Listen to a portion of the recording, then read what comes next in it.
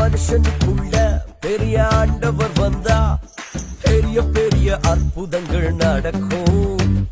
உன் உள்ளத்துக்குள்ள தேவ வல்லம வந்தா உன்னை கொண்டும் எல்லாம் நடக்கும்.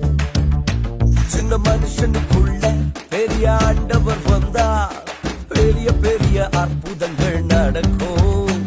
உன் உள்ளத்துக்குள்ள தேவ வல்ல